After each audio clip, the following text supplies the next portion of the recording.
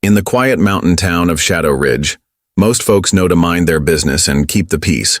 But when a ruthless motorcycle gang decides to target a quiet local bar owner, they have no idea they've just challenged a legendary former Texas Ranger who traded his badge for a simpler life, but never lost his deadly skills. Sometimes the most dangerous predators are the ones hiding in plain sight. The early morning sun casts long shadows across Main Street as Luke Harrison meticulously wipes down the weathered wooden bar of the Wayward Pine, the establishment he purchased after leaving his former life behind.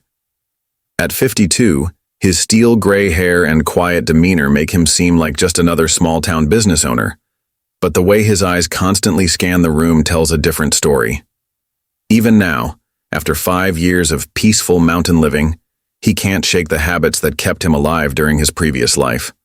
Before we jump back in, tell us where you're tuning in from, and if this story touches you, make sure you're subscribed, because tomorrow, I've saved something extra special for you. Shadow Ridge, nestled deep in the Colorado Rockies with a population barely reaching 1,500, is exactly the kind of place Luke chose for his retirement from the Texas Rangers. After 20 years of high-stakes operations and cartel investigations, he wanted nothing more than a quiet place where everyone knows everyone, and the biggest excitement comes from weekend fishing tournaments. The town's single main street, lined with historic buildings dating back to the Silver Rush, offers the kind of simplicity he craved after years of looking over his shoulder. The morning light filters through the bar's century-old stained glass windows, casting colorful patterns across the hardwood floor. Luke takes pride in maintaining the bar's historic character, from the original brass rail running the length of the counter to the antique mirror behind the spirits. Each morning, he arrives at 5 to prep for the day, a routine that gives him the solitude he's come to appreciate. Sheriff Sarah Chen pulls up in her patrol car for her usual morning coffee. She's been running Shadow Ridge's small police department for 5 years, with just 2 deputies under her command, more than enough for a town where the last serious crime was a break-in at the hardware store 3 years ago. Her cruiser's white paint gleams in the morning sun, recently washed despite the endless dust from the mountain roads. "Morning, Luke," Sarah says, settling onto her usual stool, her badge catching the light. "Got any of those blueberry muffins left?" Jenny's been experimenting with the recipe again, hasn't she? Luke places a fresh muffin and coffee in front of her, their easy friendship evident in the comfortable silence that follows. He appreciates how Sarah runs the town. Firm but fair, never throwing her weight around unnecessarily. She reminds him of his old partner back in Texas, before everything went sideways with the Santiago cartel investigation. "Jenny added cardamom this time," Luke responds, referring to his elderly baker who arrives each morning at 4 to prepare the day's pastries. Says it adds sophistication to the recipe. The morning regulars start filtering in, Randy from the post office, his postal uniform crisp despite the early hour, Helen who runs the flower shop next door, her hands already stained with plant soil, and old Jack, a former logger who seems to live on Luke's coffee and has appointed himself the town's unofficial historian. None of them know about his past life, about the cartels he brought down or the corruption he exposed. Here, he's just Luke the bar owner, and that's exactly how he wants it. Deputy Mike Torres bursts through the door, breaking the morning calm, the bell above the entrance jingling sharply. "Sheriff, we've got reports of motorcycles heading up from the valley. Sounds like a lot of them." His rookie enthusiasm hasn't worn off yet, even after 2 years on the job. Sarah raises an eyebrow, setting down her coffee. Shadow Ridge sits at the end of a dead-end road. Nobody comes through by accident. "How many?" Billy at the gas station counted at least 15. Says they're flying colors he's never seen before. Got some tourists pretty spooked at the breakfast diner. Luke's hand unconsciously moves to his lower back, where the familiar weight of his concealed carry presents a comforting pressure. Old habits die hard, and something about this situation sets off warning bells in his mind. He's seen enough trouble roll into peaceful towns to know when something doesn't add up. "Want me to come along?" he asks Sarah quietly, but she shakes her head, already shifting into sheriff mode. "Probably just passing through. Besides, you've got that supply delivery coming this morning, right? That craft brewery from Denver you've been waiting on." Luke nods, though his instincts are screaming that something's off. He watches Sarah and Mike drive off, their patrol car turning toward the town entrance where the motorcycle gang should be arriving any minute. The morning sun glints off their windshield before they disappear around the corner. Through the front windows, he watches the first motorcycles roll past, custom choppers with blacked-out chrome and riders wearing leather cuts bearing a symbol he's never seen before, a crimson skull wrapped in chains. The riders scan the buildings slowly, methodically, like they're looking for something, or someone. Their engines echo off the mountain walls, disturbing the usual morning peace. "Quite a parade," old Jack comments, peering through the window while nursing his third coffee. "Never seen their kind up here before. Reminds me of those troublemakers from '82 before your time, Luke." "Let's hope they're just passing through," Luke replies, but he knows better. In his experience, trouble rarely announces itself. It just shows up one day wearing a friendly face, right before all hell breaks loose. He begins mentally cataloging everything he knows about motorcycle gangs from his ranger days, while maintaining his casual demeanor. The last of the motorcycles passes by, and Luke returns to his morning routine, but with one key difference. He sends a quick text to his old partner in Austin. "Run this patch for me.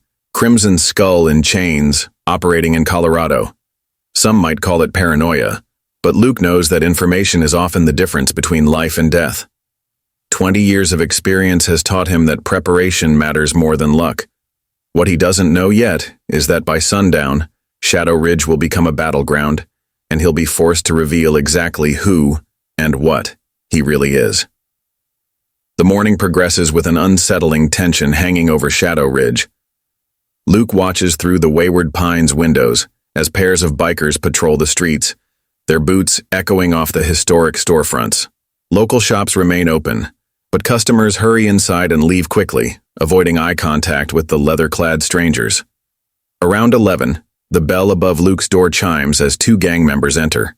A massive man with a shaved head and scarred face who introduces himself as Havoc, and a leaner, tattooed figure who doesn't bother with introductions. The morning crowd tenses, conversations dying mid-sentence. Even old Jack, normally full of stories, suddenly finds his coffee cup fascinating. "Nice place you got here," Havoc announces, his voice carrying across the room as he approaches the bar. His leather cut displays sergeant-at-arms patches, and Luke notes the bulge of a concealed weapon beneath. Didn't expect to find craft beer in a mountain throwback like this. Luke maintains his casual demeanor, though his mind catalogs every detail. Their positioning, weapon locations, the way the quieter one positions himself near the door. "We try to keep up with the times," he responds, pulling out a menu. "What can I get you, gentlemen?" "Bottle of your strongest," Havoc says, drumming his fingers on the bar. His knuckles bear old scars, and a fresh cut suggests recent violence. "And some answers, if you're feeling helpful." The quieter biker begins slowly circling the room, examining photos on the walls. Luke recognizes the behavior. They're casing the layout, identifying exits, getting a feel for the terrain. It's exactly what he would have done back in his ranger days. "Answers about what?" Luke asks, placing a bottle of double IPA in front of Havoc. He notices Helen from the flower shop quietly gathering her things, trying to leave without drawing attention. "Been hearing interesting things about Shadow Ridge," Havoc says, taking a long pull from his bottle. "About how it's perfect for certain business opportunities, remote, self-contained, limited law enforcement." His eyes fix on Luke. "Friendly locals." Luke wipes down an already clean section of bar. "Not much business opportunity here unless you're into skiing or antiques. Tourism's our main trade." The quiet biker stops at a framed photo near the back, an old shot of Luke's bar from the 1950s. "Place has history," he finally speaks, voice surprisingly soft. "Bet it's seen some interesting times." "Every small town has its stories," Luke replies carefully. Through the window, he spots Sarah's patrol car parking across the street. Perfect timing. Havoc finishes his beer with deliberate slowness. "Well, might be time for some new stories." He stands, reaching into his cut. Luke's muscles tense, but the biker only pulls out a handful of crumpled bills. Preparing and narrating this story took us a lot of time, so if you are enjoying it, subscribe to our channel. It means a lot to us. Now back to the story. Thanks for the hospitality. We'll be seeing you around. As they head for the door, Havoc deliberately bumps into Helen, who's finally worked up the courage to leave. Her purse spills across the floor, contents scattering. The quiet biker smirks, stepping over her belongings. "Let me help you with that," Luke says, coming around the bar. As he kneels to help Helen gather her things, he notices Havoc lingering in the doorway, watching the interaction with calculated interest. "Careful, old-timer," Havoc calls back. "Wouldn't want you throwing out your back being a gentleman." The bell chimes as they finally exit, their laughter carrying through the closed door. Helen's hands shake as Luke helps her up. "I don't like this, Luke. They're not just passing through, are they?" "Probably not," he admits, watching the bikers mount their motorcycles. Through his window, he sees Sarah approaching on foot, likely having observed the entire interaction. But don't worry, Shadow Ridge has survived plenty of storms. The sheriff enters as Helen leaves, her expression concerned. "Everything okay in here? Those two didn't cause any trouble?" "Nothing I couldn't handle," Luke assures her, though his mind is already racing through scenarios. "But Sarah, you might want to call in some backup from the county, just in case." She shakes her head. "Already tried. Communications are spotty today. Some kind of infrastructure issue down in the valley. Can't get a clear signal out." She lowers her voice. "And I've got reports of more bikes coming up the mountain. Whatever they're planning, this is just the advance team." Luke's phone buzzes, a response from his contact in Austin. The message makes his blood run cold. Crimson Reapers. New outfit, extremely violent, led by former spec ops gone bad, connected to 3 bank robberies and multiple homicides across the Southwest.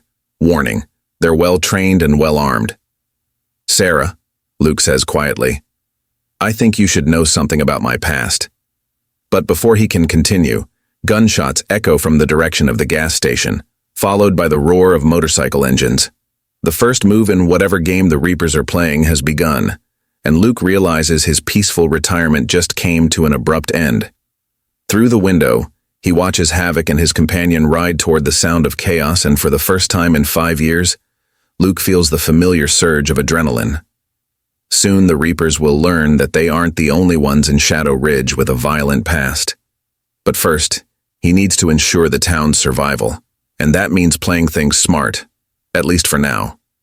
The gunshots at the gas station turn out to be a deliberate distraction. By the time Sarah and Deputy Torres arrive at the scene, they find only shell casings and Billy, the elderly attendant, shaken but unharmed. According to his breathless account, 2 bikers had fired into the air, stolen a few cases of beer, and roared off, laughing. "They didn't even try to hide their faces," Billy tells Luke, who arrived moments after the sheriff. "Just walked in bold as brass, fired those shots, and took what they wanted." Like they were putting on a show. Luke surveys the scene, noting the precise positioning of the shell casings and the calculated angles of the shots. These weren't random acts of vandalism. The shots had been carefully placed to cause maximum noise with minimum damage. His years of experience tell him this is textbook misdirection. Sarah coordinates with Deputy Torres, dispatching him to patrol the town's perimeter. "I don't like this, Luke," she confides once they're alone. "It feels like they're testing us, seeing how we respond." "That's exactly what they're doing," Luke confirms, examining a bullet hole in the gas station's sign. "The question is, what are they planning that's worth all this reconnaissance?" Back at the Wayward Pine, Luke finds Havoc and 3 other Reapers seated at his bar, acting as if they own the place. The morning regulars have cleared out, leaving only the bikers and old Jack, who stubbornly nurses his coffee at the far end. "Hope you don't mind us making ourselves comfortable," Havoc grins, raising a beer he's helped himself to. "Figured we owed your establishment some business after that unfortunate incident at the gas station." Luke notes how they've positioned themselves, one watching the door, another with clear sightlines to the windows, Havoc himself commanding the center of the room. Military precision disguised as casual seating. "As long as you're paying customers, Luke responds evenly, moving behind the bar. He can feel the weight of his concealed weapon, but he knows now isn't the time. These aren't common thugs. They're trained operators playing a deeper game. The afternoon progresses with a facade of normalcy. More Reapers filter in and out of the bar, always in groups of 3 or 4, always maintaining tactical positioning. They're polite, if intimidating, paying for their drinks and even leaving decent tips. To an untrained eye, it might seem the initial tension was unwarranted. Sarah stops by every hour, ostensibly for coffee, but Luke recognizes her patrol pattern. Each time she enters, the Reapers acknowledge her with exaggerated courtesy, playing the role of respectful visitors. "Just got word," she murmurs during one such visit. "Phone lines are down across town, cell service too. They're saying it's equipment failure at the relay station." Luke hands her a fresh coffee, keeping his voice low. "Any contact with County?" "Nothing. We're completely isolated." She glances at the bikers. "But they're behaving now, more or less. Maybe we were too quick to assume trouble." But Luke recognizes the calculated patience in Havoc's eyes. He's seen it before in cartel lieutenants and corrupt officials, the look of predators waiting for the perfect moment to strike. As evening approaches, the Reapers begin to clear out, settling their tabs and departing in small groups. Havoc is the last to leave, pausing at the door. "Thanks for the hospitality," he says, tipping an imaginary hat. "You run a fine establishment, old-timer. Be a shame if anything happened to it." The threat is clear, but Luke merely nods. "You all have a good evening now."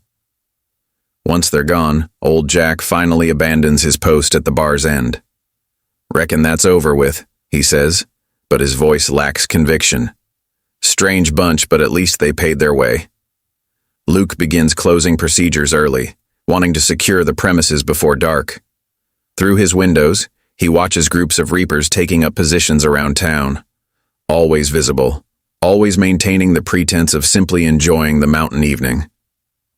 Sarah makes one final pass as the sun sets. "I've got Torres and Mitchell alternating patrols tonight," she tells Luke. "But honestly, it seems like they were just flexing their muscles, marking territory without actually causing trouble." Luke walks her to her car, using the moment to scan the street. He counts at least 6 Reapers watching them from various vantage points, their cigarettes glowing in the gathering darkness. "Sarah," he says quietly, "I need you to trust me on something. Post Torres at the north end of town and Mitchell at the south, but stay mobile yourself. Don't establish a pattern." She studies him for a moment. "You know something I don't?" "Let's just say I've seen operations like this before. The quiet before the storm isn't peace, it's preparation."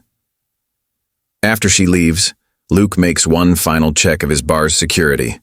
He retrieves a small go-bag from a hidden compartment beneath the floorboards, a habit from his ranger days he never quite abandoned.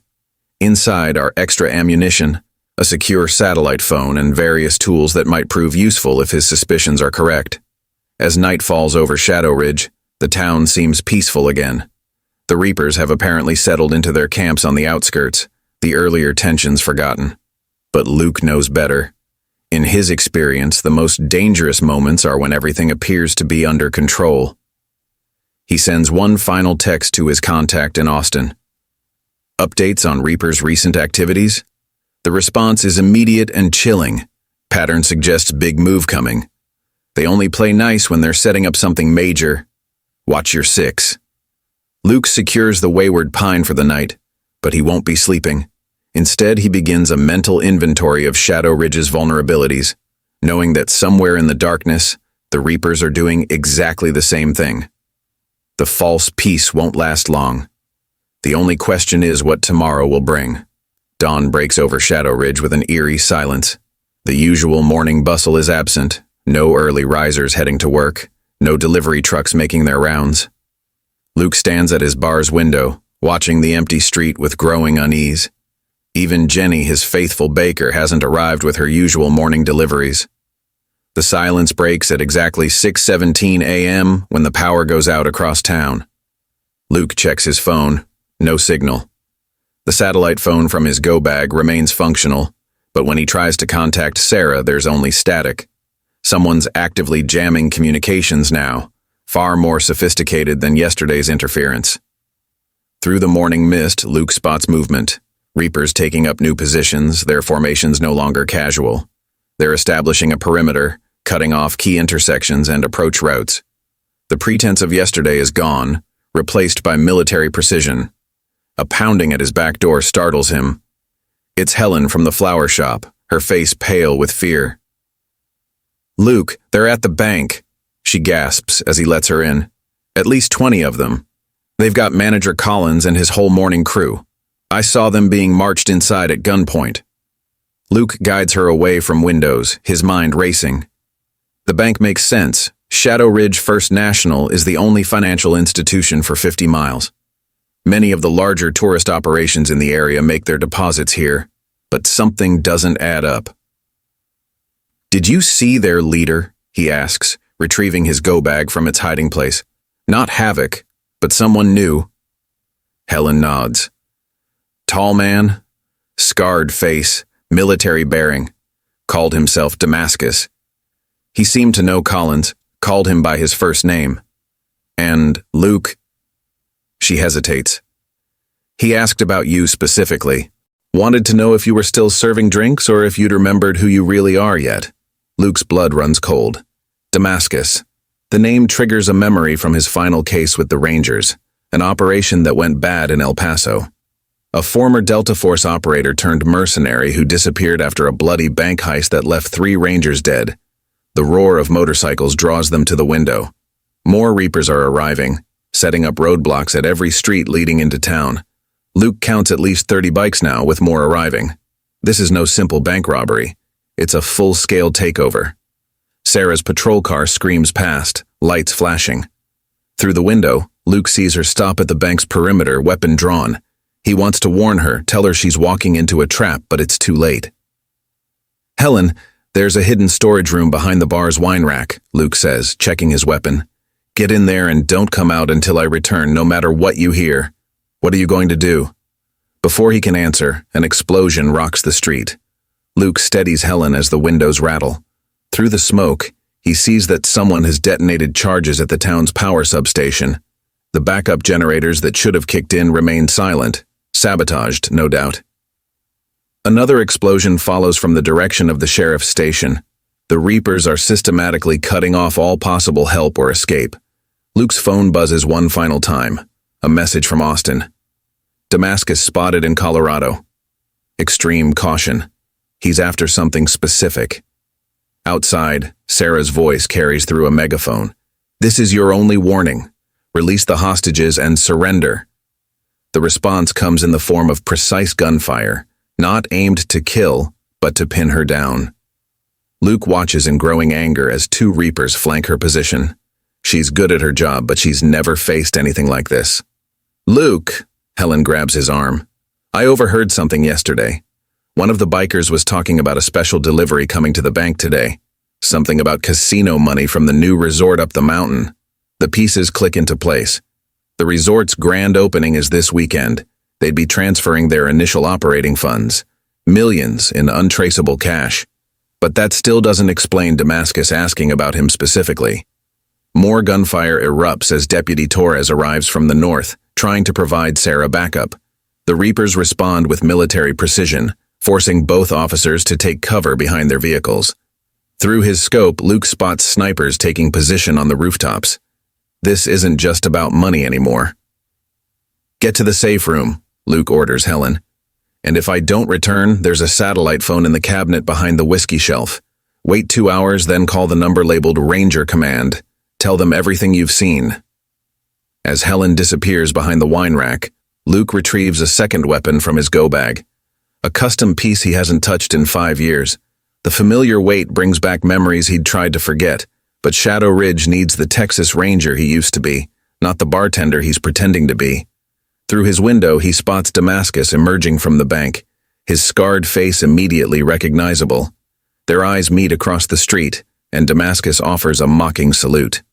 This isn't just a robbery, it's a reunion. And Luke finally understands that the peaceful life he built in Shadow Ridge was never meant to last. Another explosion rocks the town as Luke checks his weapons one final time. The Reapers haven't just brought the fight to his town. They've brought up his past with it, and as gunfire continues to echo through the streets of Shadow Ridge, Luke knows that before this day ends, he'll have to become the man he used to be. One last time. The true battle for Shadow Ridge is about to begin. The morning sun climbs higher over Shadow Ridge as Luke moves through the back alleys behind the Wayward Pine, staying in the shadows. Years of experience guide his movements, silent, deliberate, invisible to the Reapers patrolling the main streets. The sounds of sporadic gunfire continue near the bank, where Sarah and Deputy Torres remain pinned down. Through an old delivery entrance, Luke slips into Mason's Hardware. The store's elderly owner, Frank Mason, startles at his appearance but quickly recovers. Jesus, Luke, the whole town's gone crazy. These bikers, they're not just criminals, are they? Military trained, Luke confirms, moving to the window for a better view of the bank. Former special forces, most of them. Frank, I need to use your backroom radio, the one you use for emergency services. Frank's eyes widen. How did you know about that? Because I made note of every communication device in town the day I arrived, Luke responds, already heading for the storage room. Old habits. The radio setup is basic but functional. Luke quickly tunes it to the emergency frequency but receives only static. The Reapers are jamming everything within city limits. He's about to give up when a familiar voice crackles through. Shadow Ridge units, be advised. Heavy interference on all channels. Cannot maintain clear signal. Please respond if able. It's Deputy Mitchell, who had been patrolling the southern boundary when everything went down. Luke grabs the handset, switching to his old Ranger command voice. Mitchell, this is Luke Harrison. Listen carefully. You've got about 30 seconds before they trace this transmission. The town's been taken by a paramilitary group. Multiple hostages in the bank. Sarah and Torres are pinned down. Do not attempt to enter the town. Get to county headquarters, tell them we need tactical response teams. Luke? What do you mean paramilitary? And since when do you… The radio erupts in a burst of interference, then dies completely. Through the window, Luke spots two Reapers converging on the hardware store, having triangulated the transmission. Frank, get in the basement, Luke orders, moving toward the back exit. Lock the door. Don't come out until you hear Sarah's voice. Outside, Luke barely makes it into an adjacent alley before the Reapers burst into the hardware store. He uses their distraction to work his way closer to the bank, where the situation has deteriorated. Sarah's patrol car is riddled with bullets, and he can see Torres clutching his arm, wounded, but alive. A new voice booms across the street, amplified by speakers the Reapers have set up. Attention, citizens of Shadow Ridge. This is Damascus. Your town is now under our control. Remain in your homes, and you won't be harmed. Resist, and we'll respond with extreme prejudice. And Luke, there's a pause for effect. I know you can hear this. Stop hiding behind civilians and face me, or I start making examples. Luke's mind races. Damascus is trying to force him into the open, but why? The casino money is clearly part of their plan, but this feels personal. Then he remembers. El Paso 5 years ago. The bank heist that went bad. Damascus had escaped, but not before Luke had shot his brother dead. A scream cuts through his thoughts. The Reapers are dragging someone out of the flower shop. Helen's teenage daughter, Amy. They must have found her hiding inside. Last chance, Luke, Damascus's voice echoes. Show yourself, or the girl learns what happens to people who resist. Luke steps into the street before he can stop himself, weapons holstered, hands raised. Let her go, Damascus. She's got nothing to do with this. Damascus emerges from the bank's entrance, scarred face twisted in a grin. The famous Texas Ranger finally showing his true colors, though I hear it's just bartender these days. You've got your hostages, you've got control of the town. What do you really want? Justice, Damascus spits. You killed my brother, then disappeared into witness protection like a coward. Took me 5 years to track you down. Luke takes another step forward. Your brother killed 3 Rangers. He made his choice. And you made yours. Damascus signals to his men. Now you get to watch while I take everything from you just like you took everything from me. The trap springs. Snipers on the rooftops open fire, forcing Luke to dive behind an abandoned pickup truck. More Reapers emerge from the alleys, cutting off his retreat. They're not trying to kill him, they're hurting him, forcing him toward the bank. Through his cover, Luke spots Sarah trying to use the chaos to reach Amy, but a precise shot from a sniper forces her back. Damascus has planned this perfectly, using the hostages to neutralize the police, then using Luke's conscience against him. You've got 30 seconds to surrender, Luke, Damascus calls out. Or I start executing hostages, starting with the girl. Luke checks his ammunition, knowing he's out of options. Sometimes the only way to spring a trap is to walk into it willingly. He stands slowly, dropping his weapons. Smart choice, Damascus grins as two Reapers grab Luke's arms. Secure him in the bank, keep the cops pinned down. Phase 1 is complete, now we wait for the real prize to arrive. As they drag him toward the bank, Luke catches Sarah's eye. He gives her the slightest nod, a signal they'd worked out months ago over coffee, though she never knew its significance. Sarah's eyes widen with understanding, and she slowly reaches for her radio. The trap has been sprung, but Damascus doesn't realize that Luke Harrison spent 20 years setting up contingency plans. And as they push him through the bank's doors, he allows himself a small smile. Sometimes, the best way to defeat a trap is to let it succeed. The real question is, what does Damascus know about the casino money that Luke doesn't? Inside Shadow Ridge First National, the morning sun streams through bulletproof windows, illuminating a scene of controlled chaos. Bank employees huddle together on the floor, watched by armed Reapers who maintain professional distance, not cruel, but unmistakably dangerous. Manager Collins sits at his desk, forced to continue his normal duties under the watchful eye of Havoc. Damascus marches Luke to the bank's central office, shoving him into a chair. The office walls are lined with local photographs, skiing competitions, town festivals, community gatherings. A sharp contrast to the armed men now controlling the space. Quite the retirement plan you chose, Damascus says, leaning against the desk. Hidden away in a mountain town, playing bartender to tourists and locals. Did you think I wouldn't find you, that I'd forget what you did? Luke tests his restraints, zip ties, professionally applied. You spent 5 years hunting me down just for revenge? The Damascus I knew was smarter than that. A cold smile crosses the scarred face. Revenge is just a bonus. You see, after El Paso, I did some digging, followed the money trail from that heist. And you know what I found? He leans closer. Records of a federal escort detail, scheduled for today, bringing something very special to this little mountain town. Understanding dawns on Luke's face. The casino opening is a cover story. Finally catching up? Damascus laughs. Shadow Ridge First National was chosen for a reason. Small town, minimal security, perfect for storing something the feds want to keep quiet. The casino's cash delivery is just convenient timing. Through the office window, Luke watches the Reapers maintaining their positions. Their discipline is impressive. This isn't just a gang, it's a military operation. What are they really bringing? Evidence, Damascus answers, checking his watch. From a cartel bust in Arizona, including a hard drive with account numbers, contacts, safe house locations, worth millions to the right buyers. Protected by a mere 4-man federal detail, because who'd expect trouble in peaceful Shadow Ridge? Luke's mind races. The federal detail would have no idea they're driving into a trap, and with communications down, there's no way to warn them. How did you know about the shipment? Damascus's face darkens. Because my brother told me before that day in El Paso. We had it all planned out.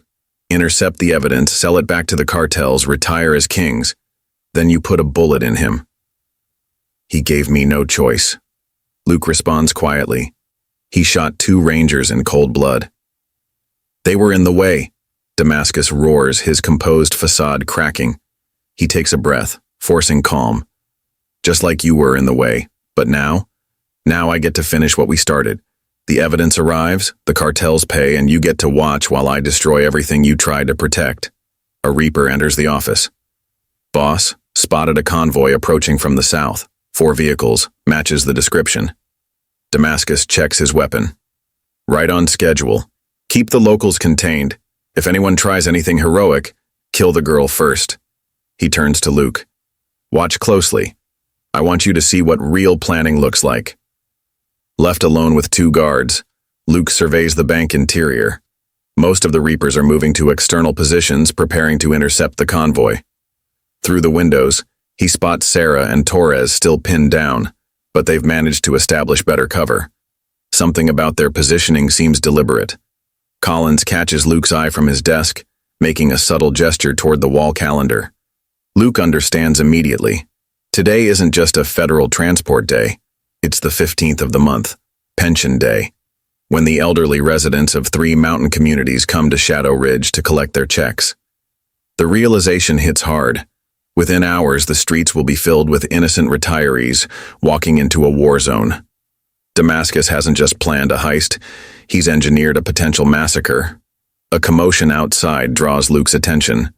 The convoy has entered city limits, moving slowly through the empty streets.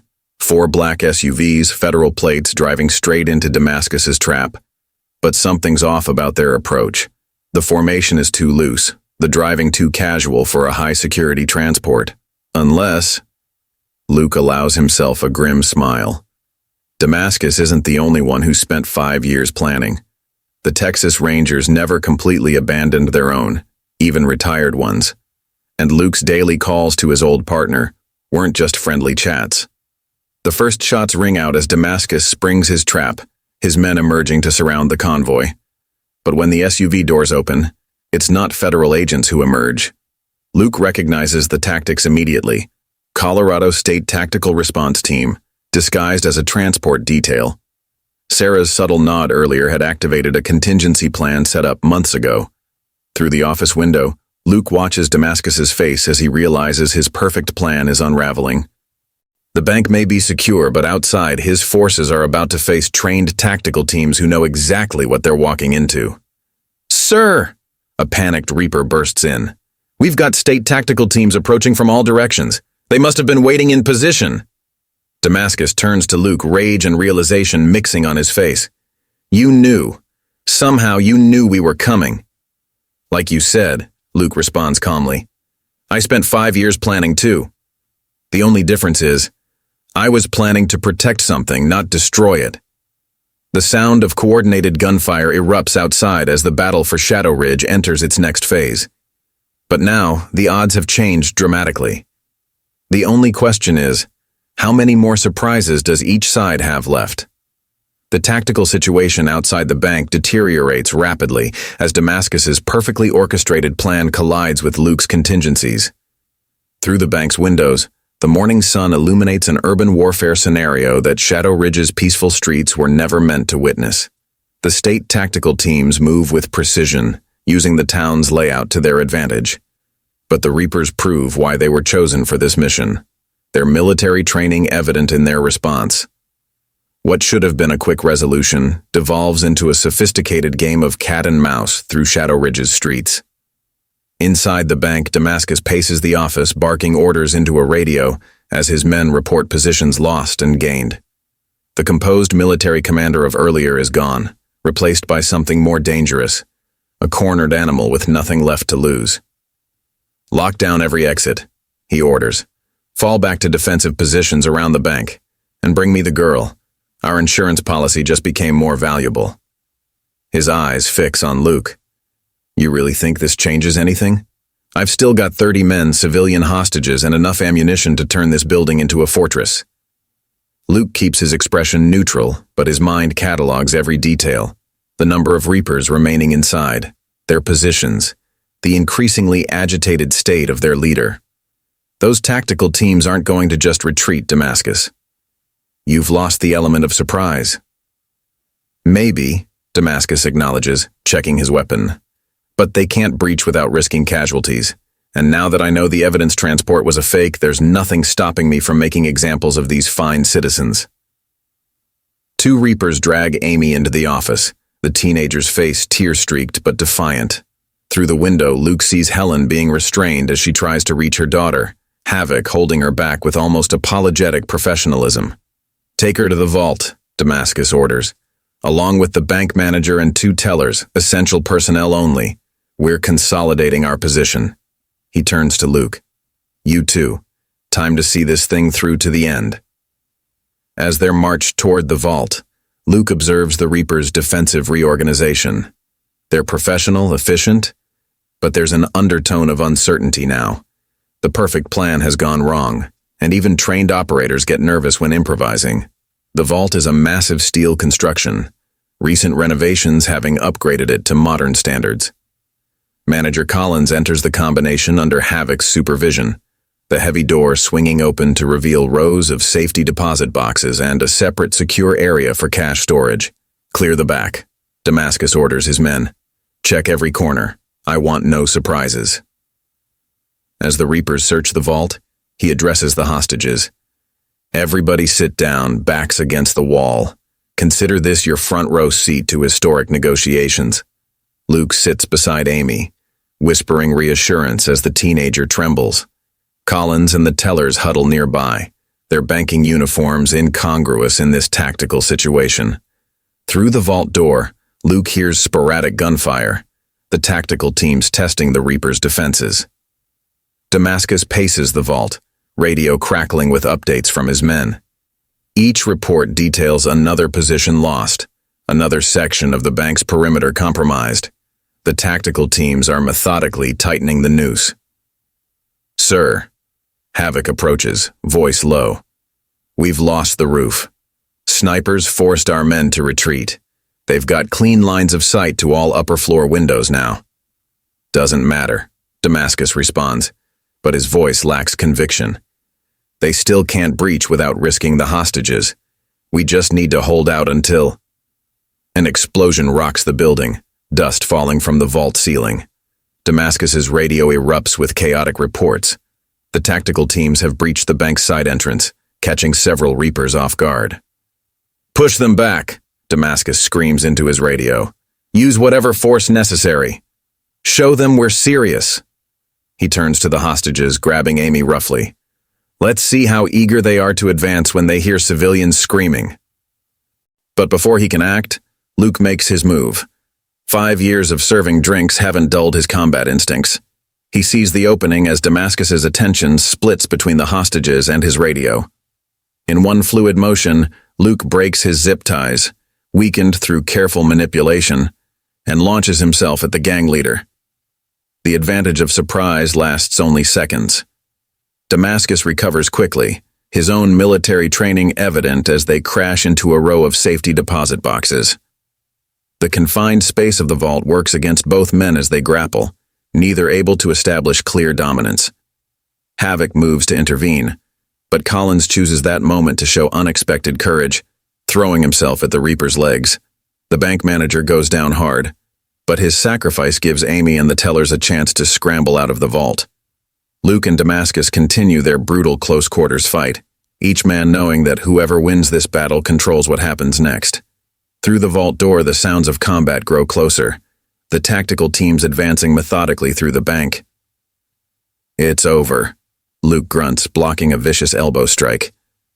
"Your men are surrounded, the hostages are gone. End this before more people die." Damascus responds with a laugh that holds no humor. "You still don't get it, do you? This was never about walking away clean. It's about making you pay. For my brother, for El Paso, for 5 years of hunting you down."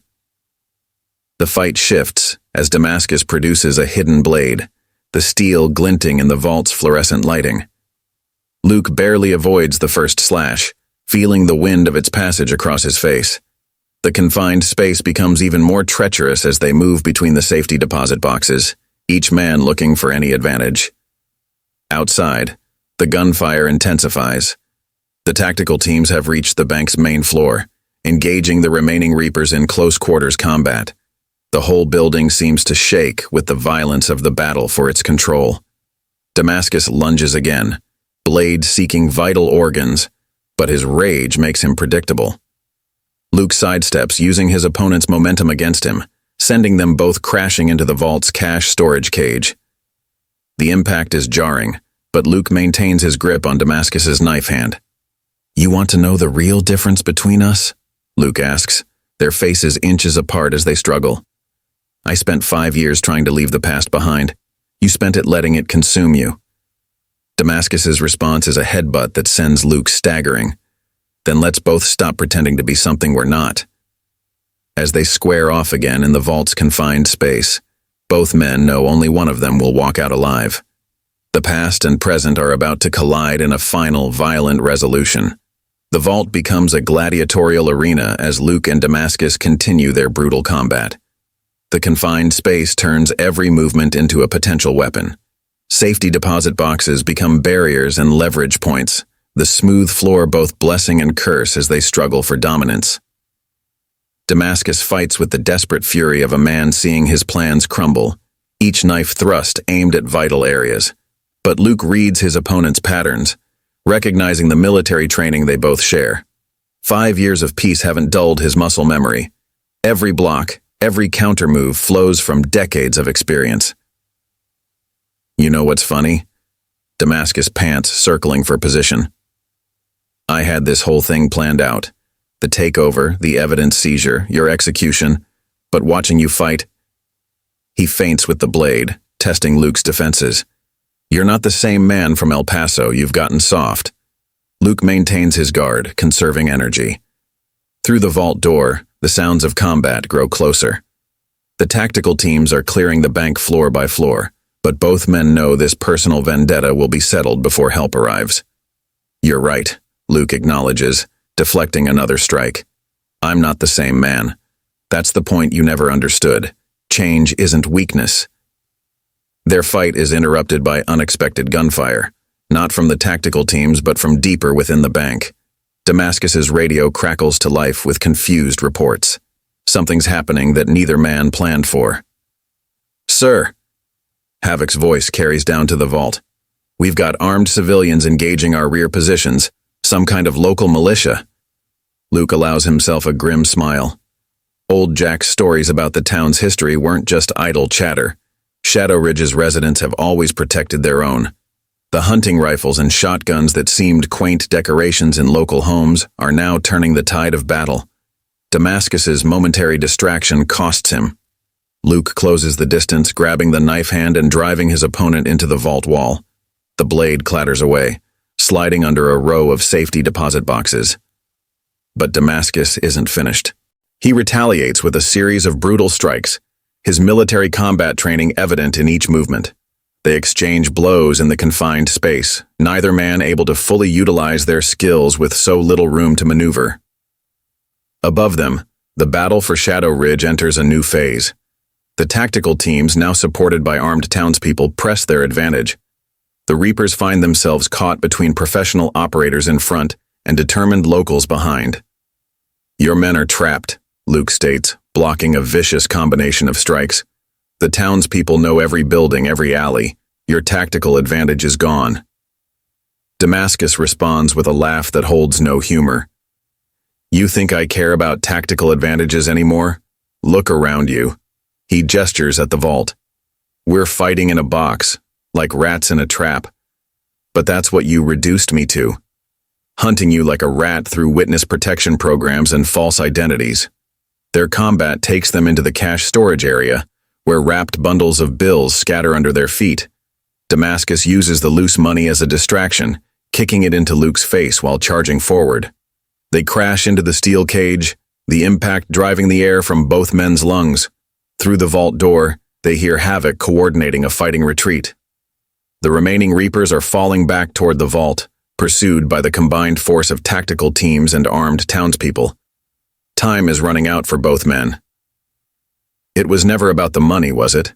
Luke asks, maintaining his defensive stance.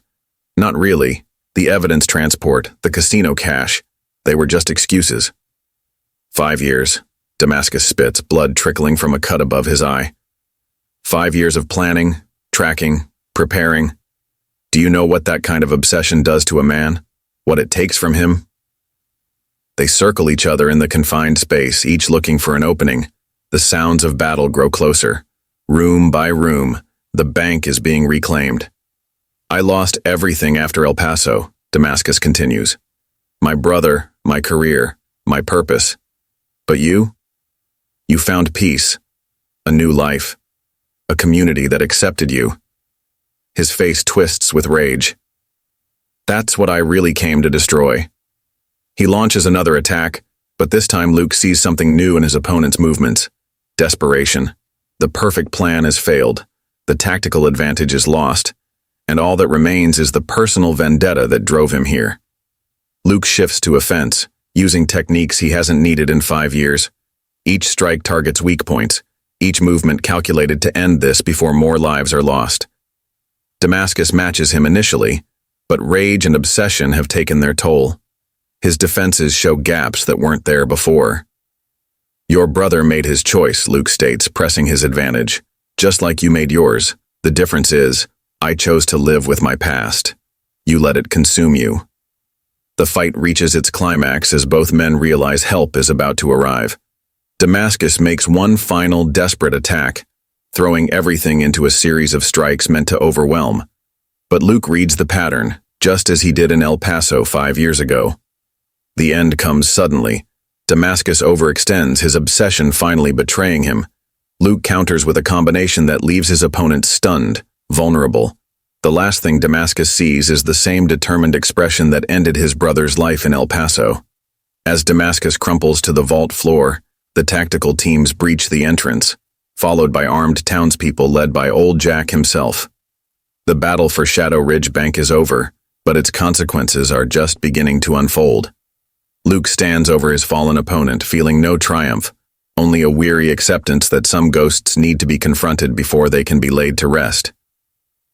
Through the vault door, he hears Sarah coordinating with the tactical teams, restoring order to the chaos. Shadow Ridge will recover, perhaps stronger for having faced this test.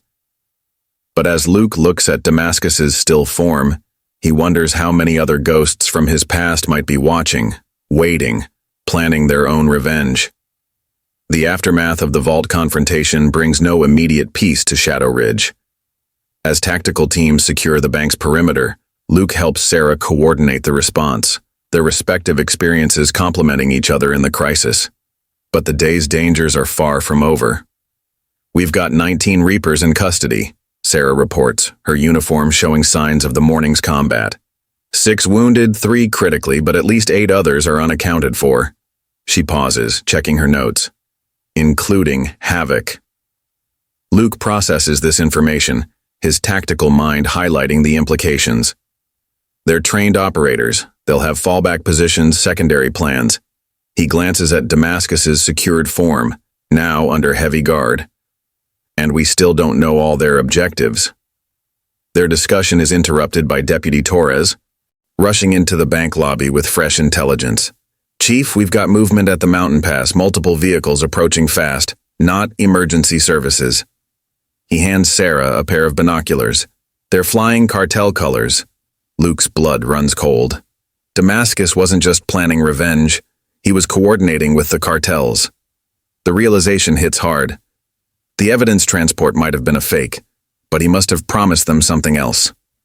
Through the bank's windows, they watch as tactical teams establish defensive positions.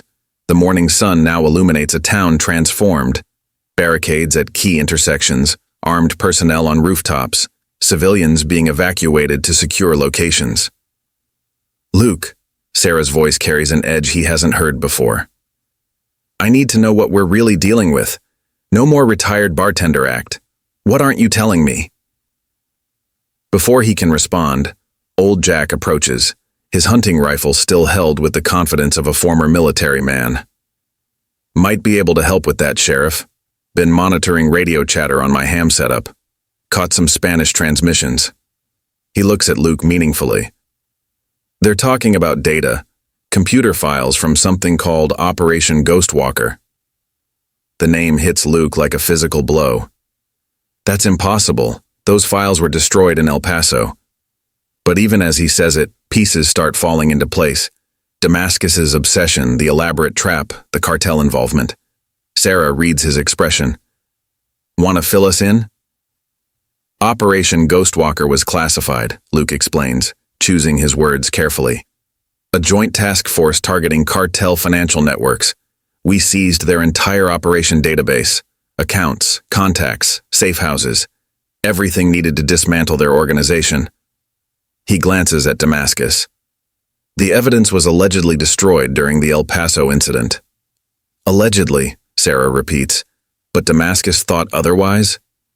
His brother was our inside man on the task force, Luke continues. He must have made a copy before turning traitor.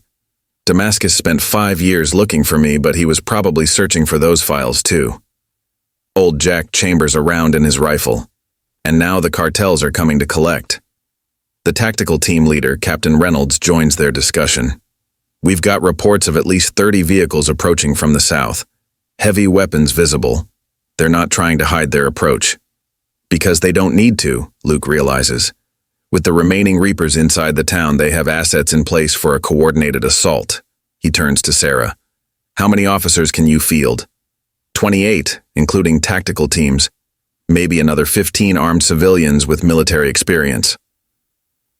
She surveys her town grimly. Not enough for a prolonged siege. Luke's mind races through scenarios, calculating odds and options. The morning's victory suddenly feels hollow. They've stopped Damascus only to face an even greater threat.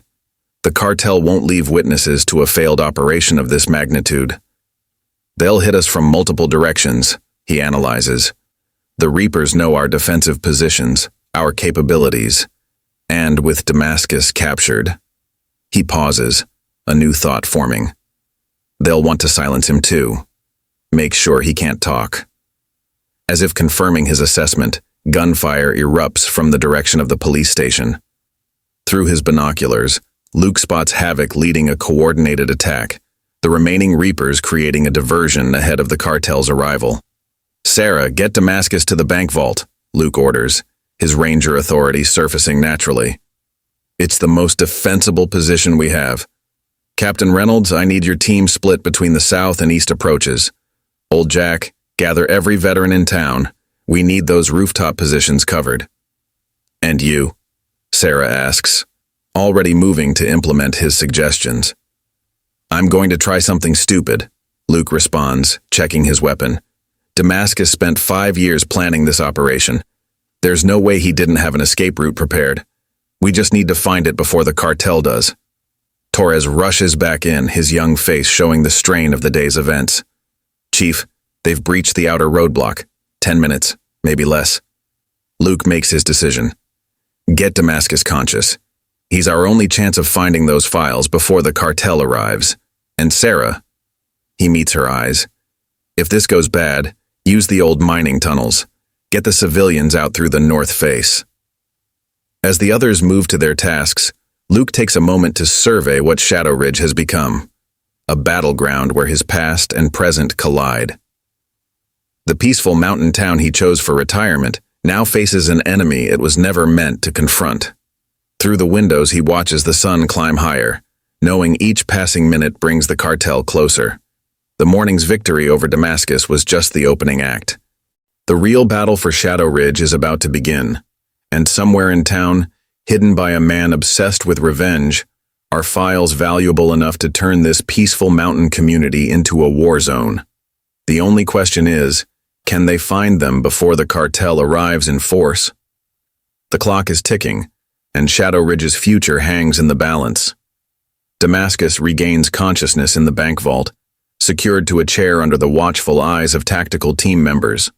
His face shows no fear, only a calculating patience that Luke recognizes from his years dealing with cornered operatives. The cartels are coming, Luke states flatly, keeping his distance. Your plan failed, but they're still expecting those files. Where are they? Damascus manages a bloody smile. You don't get it, do you?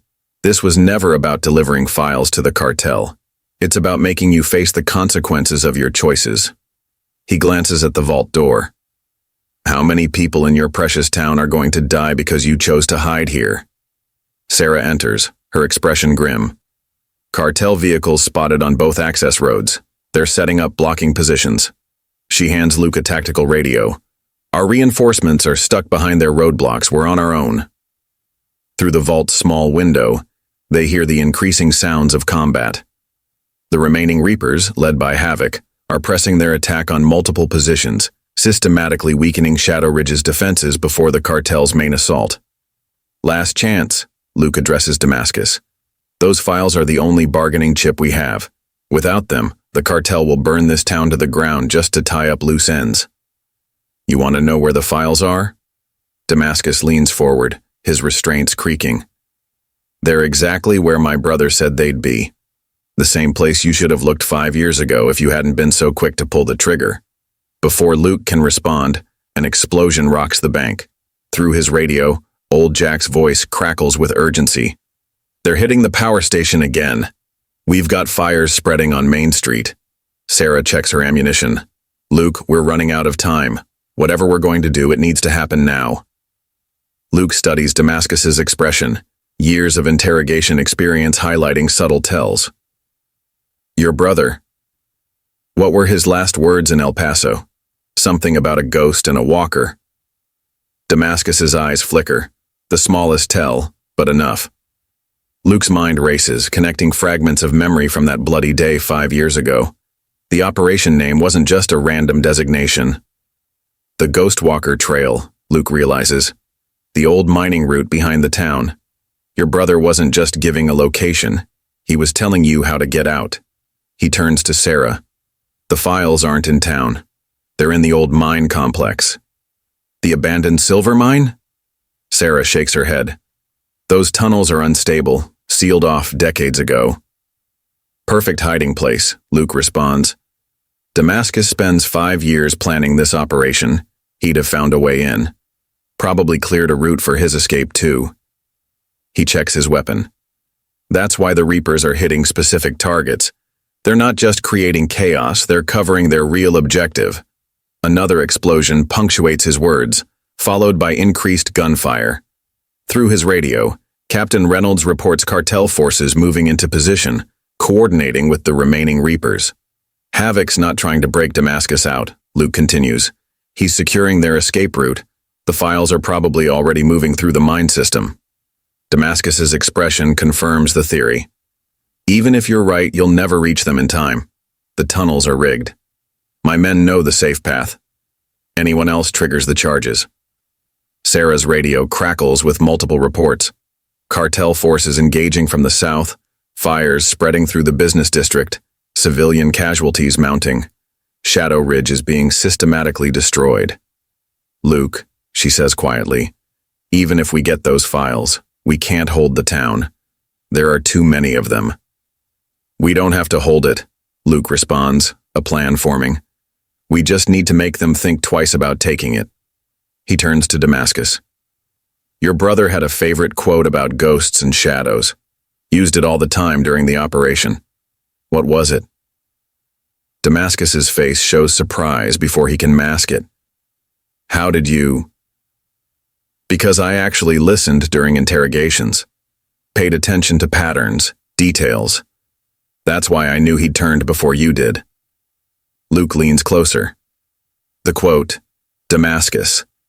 Lives depend on it. A ghost needs no path, Damascus finally responds, his voice bitter. For shadows are highways to those who know where to look. Luke straightens, understanding flooding his features. The ventilation shafts. Old mining operations always had secondary air systems. That's how you've been moving through the complex, not the main tunnels. Sarah catches on. The original ventilation system would have connected to multiple points in town, including ... The bank, Luke finishes. These old buildings all had coal cellars, some probably connected to the mine's air system. He turns to the tactical team members. Get Damascus to the secure transport. If the cartel thinks he's still here, they'll commit to a frontal assault. And where are you going? Sarah demands. Luke checks his spare magazines. To find a ghost's highway. Those files are our only chance of saving Shadow Ridge. He heads for the vault door, then pauses. Sarah, if I'm not back in 30 minutes, trigger the evacuation plan. Get everyone out through the north face. Like hell, she responds, checking her own weapon. This is my town too. I'm coming with you. Outside the vault, Shadow Ridge burns as the cartel closes in, but somewhere in the darkness beneath the town, following paths built by long-dead miners, the truth waits to be found. They just have to reach it before the ghosts of the past claim any more victims.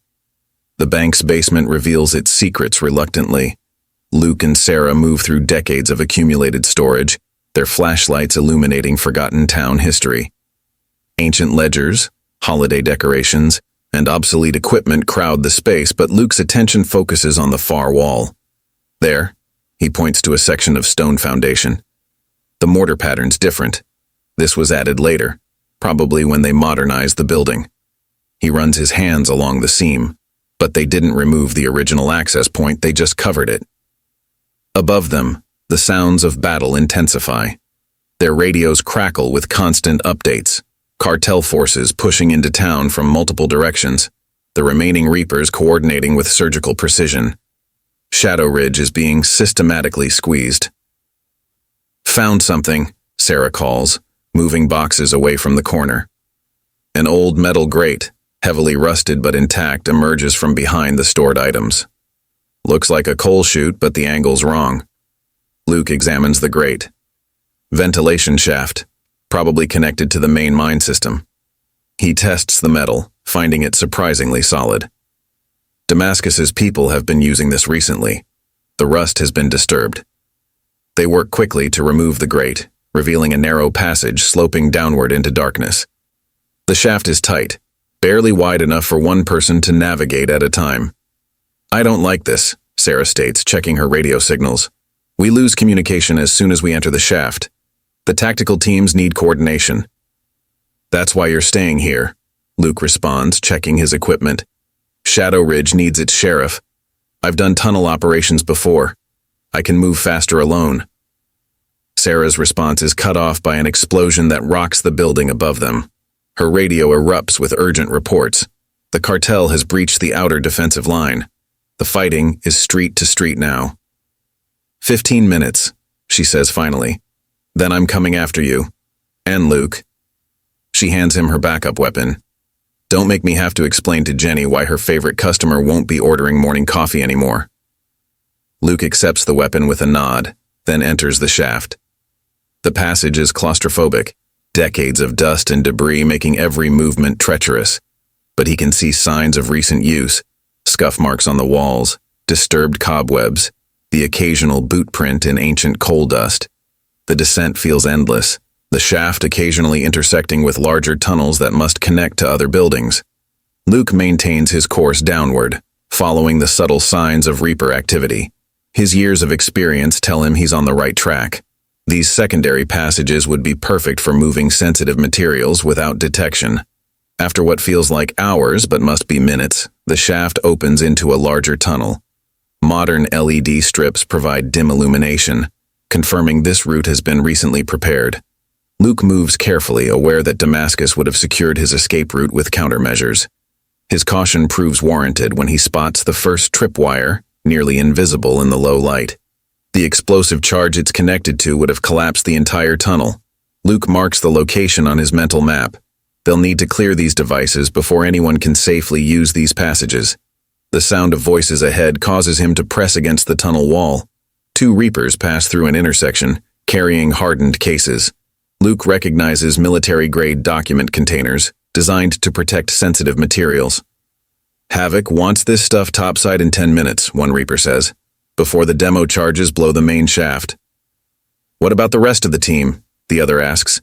"They're still engaging up there." "Not our problem. Orders are orders." Luke waits until they pass, then follows at a distance. The tunnel system is a maze, but the Reapers move with purpose, clearly familiar with their route. They're heading for one of the old emergency exits, access points that would emerge somewhere in the mountain forest, away from the fighting. The tunnel eventually opens into a larger chamber, probably an old equipment storage area. Modern gear has replaced the mining equipment, communication setups, weapon crates, and what looks like a small command center. This was Damascus's real operations base, hidden beneath the town he planned to destroy. The Reapers place their cases on a table, consulting papers. Luke uses their distraction to move closer, taking cover behind stacked crates. He can see more tunnel openings leading from the chamber. Damascus had established a complete underground network. Package secure, one Reaper reports into a radio. Moving to extraction point Charlie. Negative, Havoc's voice crackles back. Hold position. We've got movement in the tunnels, possible company. Luke realizes his time is up. The Reapers spread out, weapons ready, watching the tunnel entrances. His element of surprise is gone, but the files he needs are tantalizingly close. A new sound reaches him, movement from one of the other tunnels. Someone else is down here using Damascus's ghost highways. The Reapers hear it too, adjusting their positions to cover the new threat. Luke makes his decision. Sometimes the best counter strategy is to let your enemies focus on the wrong target. He reaches into his pocket, removing a flashbang grenade Sarah had insisted he take. The confined space will amplify its effects. As the footsteps from the mystery tunnel grow closer, Luke prepares to move. The next few seconds will determine whether Shadow Ridge's salvation lies in these underground passages, or if the town's last hope dies in the darkness. Above, the battle for the town continues. But here, in tunnels older than the community itself, the real decisive moment approaches. Luke tightens his grip on the flashbang, waiting for the perfect moment to strike. The ghost highways are about to become a battlefield of their own. The flashbang detonates with devastating effect in the confined space. The Reapers, caught focusing on the mysterious tunnel approach, are completely disoriented. Luke moves with practiced efficiency, neutralizing both guards before they can recover. The hardened cases containing the files remain secure on the table. But before he can reach them, gunfire erupts from the mystery tunnel. Luke takes cover as Havoc himself emerges, leading a three-man team. Their tactical movements suggest they were already headed here, probably to secure the files for their own escape. "Harrison?" Havoc calls out, his voice echoing in the chamber. "Should have known you'd figure it out. Damascus always said you were the smart one." "Smart enough to know this was your fallback plan all along," Luke responds, keeping the cases in view. "You never intended to give the files to the cartel, did you?" Havoc's laugh carries no humor. "Cartel, shadow agencies, corrupt officials. You know how many buyers are interested in Operation Ghostwalker's secrets. Damascus was too focused on revenge. Some of us saw the bigger opportunity." Above them, transmitted through the rock, they hear the sounds of the battle for Shadow Ridge intensifying. The cartel's assault must have reached the town center. "Here's what's going to happen," Havoc continues. "You're going to let us walk out of here with those files. Otherwise, I trigger the charges we place throughout the tunnel system. The whole network collapses, taking half the town with it." Luke calculates angles, options, possibilities. "You really think you can still escape? The cartel has the town surrounded. That's why we prepared multiple exit routes. Damascus wasn't the only one who spent 5 years planning." The standoff is interrupted by new footsteps, this time from the ventilation shaft Luke used to enter. Sarah emerges, weapon ready, moving to support Luke's position. "Told you 15 minutes, she says, not taking her eyes off Havoc's team. The tactical situation shifts again as more players arrive. From another tunnel, 2 cartel enforcers appear, their weapons trained on everyone. The chamber becomes a Mexican standoff with the files as the prize. "Enough games," the lead cartel member announces. "The files belong to us now. Anyone who interferes dies here." Luke uses the moment to catch Sarah's eye, a subtle signal passing between them. They've worked together long enough to read each other's intentions. "You're all missing something," Luke announces. "Those files? They're worthless now." Havoc's expression shows doubt. "You're lying. The whole operation was about recovering that data. 5 years ago, maybe. But think about it. Account numbers, safe houses, shipping routes. You really think none of that has changed since El Paso?" The cartel enforcers exchange glances. Luke presses his advantage. Damascus's revenge obsession blinded him. He spent 5 years chasing ghosts while the cartels moved on. Those files are history. Valuable to law enforcement maybe, but tactically obsolete. "He's stalling," one of Havoc's men warns. "Maybe," Luke acknowledges. "Or maybe I'm the only one here thinking clearly. The files are worthless, the town's crawling with state tactical teams, and the only way out is through cartel forces. But there's something more valuable than old data. What's that? Havoc demands. Testimony about who really orchestrated El Paso, about which officials were bought, about where the money really went. Luke keeps his weapon steady. Damascus knew. That's why you were really helping him, wasn't it? Not for revenge, but for insurance. Uncertainty crosses Havoc's face. The cartel enforcers shift their aim slightly, now more focused on the Reapers than Luke. The tension breaks when Sarah makes her move, targeting the chamber's aging support beams. The structure, already weakened by years of neglect, begins to groan. "Everyone out!" Luke shouts as debris starts falling. "The whole chamber's coming down." The next moments are chaos. Havoc's team and the cartel enforcers scramble for different exits as the ceiling starts collapsing. Luke rushes forward, grabbing one of the hardened cases before retreating toward Sarah's position. They make it to the ventilation shaft just as the chamber caves in, sealing the other tunnels. The files they couldn't grab are buried under tons of rock, along with any chance of the remaining Reapers or cartel members using the underground network. Their ascent through the shaft is desperate, punctuated by the sounds of further collapse below. They emerge into the bank basement as dust billows from the passage behind them. Above, the sounds of battle have changed. State police helicopters can be heard, and radio reports confirm that cartel forces are retreating, their primary objective now unreachable. "The town?" Luke asks as they catch their breath. "Damaged but standing," Sarah responds. The tactical teams held the line long enough for reinforcements to break through. She eyes the case they rescued. Was it worth it? Luke opens the case, revealing folders marked with Operation Ghostwalker codes. These aren't just old files, they're Damascus's insurance policy, evidence of corruption that goes all the way to Washington, enough to ensure justice finally gets served. Hours later, as Shadow Ridge begins its recovery, Luke stands outside the Wayward Pine. The building survived mostly intact, though bullet holes riddle its historic facade. Cleanup crews work on the streets while tactical teams process captured Reapers and cartel members. Sarah joins him, coffee cups in hand. So, what happens now? Back to witness protection? Luke considers the town he's come to call home, the people who fought to protect it. No, he decides. No more running. Sometimes the best way to deal with ghosts is to face them in the light. He accepts the coffee, watching his community come together in the aftermath of crisis. Shadow Ridge will rebuild, stronger for having weathered this storm. And maybe, just maybe, the ghosts of El Paso can finally rest. Besides, he adds with a smile, someone needs to keep serving drinks to this town's heroes. The sun sets on Shadow Ridge, marking the end of a long day and the beginning of a new chapter. Some battles leave scars, but they also forge bonds that can never be broken. Up next, you've got 2 more standout stories right on your screen. If this one hit the mark, you won't want to pass these up.